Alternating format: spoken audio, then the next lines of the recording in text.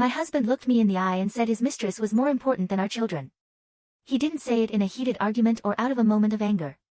He said it calmly, while our 7-year-old son was crying in the next room.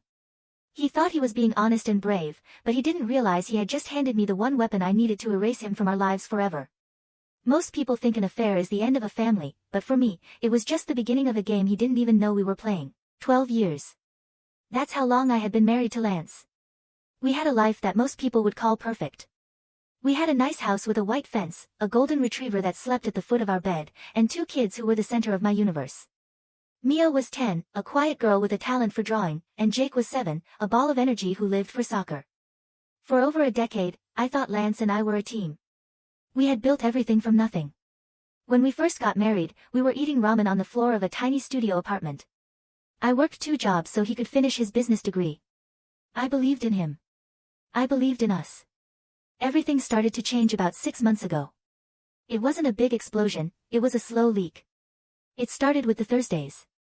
Lance came home one evening and told me that his company was starting these new strategy meetings. He said the department was under a lot of pressure to hit their quarterly goals, and the only time everyone could meet was Thursday nights. He told me he'd be home late, probably around midnight. I didn't even blink. I was proud of him. I told him I'd keep his dinner warm in the oven and make sure the kids were quiet so he could sleep in a little the next morning. But the man who came home on those Thursdays wasn't the man who left in the morning. Normally, Lance smelled like the break room coffee and the stale air of an office building. Now, he came home smelling like high-end sandalwood cologne and expensive gin. He was energized, his eyes bright in a way I hadn't seen in years. When I asked how the meetings went, he'd give me vague answers about logistics and synergy. He started dressing differently, too. He traded his comfortable button-downs for slim-fit shirts and started going to a barber that charged $80 for a fade.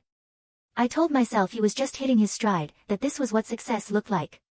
I was his biggest cheerleader, never realizing I was cheering for the person who was dismantling my life. You can listen full story, link in description.